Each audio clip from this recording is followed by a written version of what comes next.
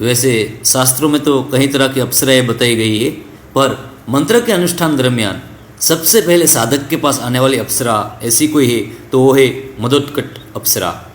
इसका आह्वान करते ही पहले दिन से ही आपको इसकी अनुभूति होगी। इसके लिए आपको क्या करना है, आपके पास क्या क्या होना चाहिए, किस जगह पे जाके आप इस अप्सरा का आह्वान कर सकते हो, आपको किस रंग के कपड़े पहनने हैं, कितनी मालाएं करनी है, वो मैं आपको बता रहा हूँ। आप ज़रा लिख लीजिए आपके पास क्या क्या होना चाहिए। तो उसमें तांबे का पत्रा या भोजपत्र, लाल चंदन, अष्टगंध, स्फटिक की माला, चंदन की माला, पुष्प, पान, सुपारी, इलायची, लविंग, खुशबूदार इत्र, घी का दिया, श्वेत आसन, श्वेत वस्त्र, 2 पुष्पों की माला, ये सब आपके पास होना चाहिए।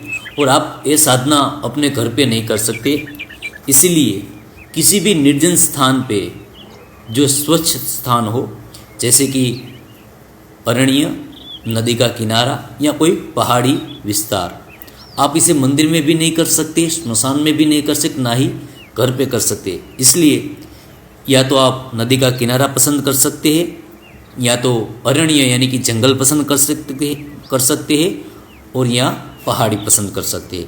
ये 3 में से किसी भी एक जगह पर आप जाके रोज़ाना आपको रात्रि के 12 बजे से लेकर 3 बजे तक का अनुष्ठान करना है। इनमें से आप कोई भी समय पसंद कर सकते हैं, रात्रि के 12 बजे से 3 बजे के बीच का समय।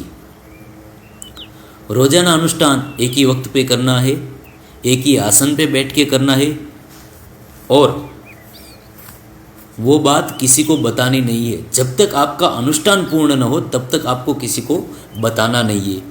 ये मंत्र इतना शक्तिशाली है कि हो सकता है कि पहले दिन आपको इसकी अनुभूति हो जाए। सबसे पहले आपको वहाँ पे स्थापन करना है। श्वेत आसन पे आपको बैठ के सामने श्वेत आसन पे अप्सरा का यंत्र बनाना है।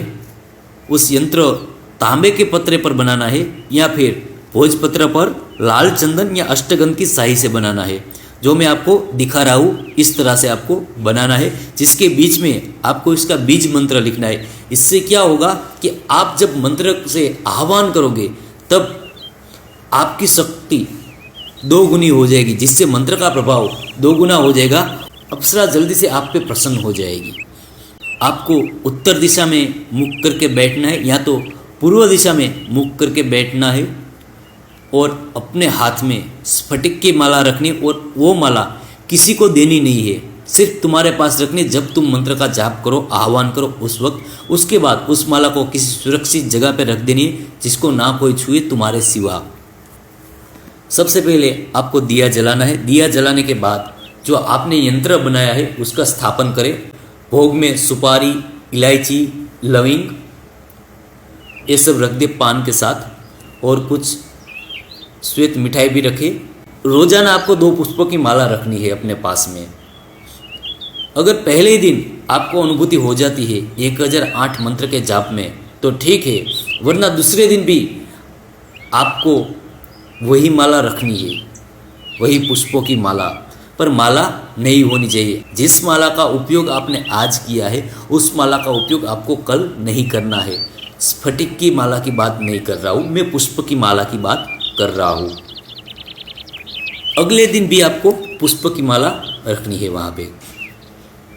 अगर आपके मंत्र जाप के दरमियान किसी भी लड़की की आवाज़ सुनाई दे रही है आपको, या फिर किसी नुपुर की आवाज़ सुनाई दे रही है, तो उससे आपको डरना नहीं है। किसी तेज खुशबू आ रही है तो उससे भी आपको डरना नहीं है।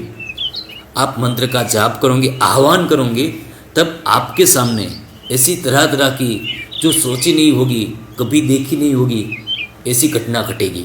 आपको अपना अनुष्ठान पूर्ण करना है, चाहे कोई भी हाल हो, चाहे कैसी भी अवस्था हो, आपको अपना अनुष्ठान पूर्ण करना है। हो सकता है पहले ही दिन अप्सरा आपके सामने आके बैठ जाए, आपसे बात करने की कोशिश करे, पर आपको बात नहीं करनी है। जब तक आपकी माला 1008 मंत्र पूर्ण न हो तब तक आपको कुछ भी बोलना नहीं है। वो चाहे कुछ भी आपके साथ करे, आपको कुछ बोलना नहीं है।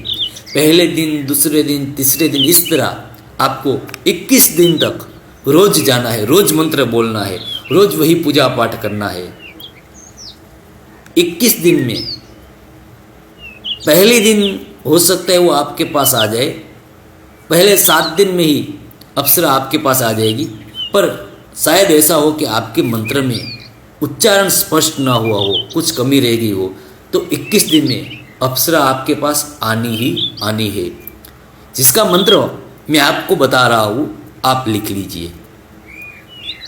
इस मंत्र के बाद अगर अप्सरा आपके पास आ जाए, आपका अनुष्ठान पूर्ण हो जाता है, तो पहली माला आपको अप्सरा को पहनानी है, जो आपने 2 माला रखी है। उसके बाद अप्सरा दूसरी माला आपको पहनाएगी। उसके बाद आप किस रूप में अप्सरा को मांगते हैं, वो आप पे निर्भर रहता है। तो ये थी अप्सरा को बुलाने की विधि।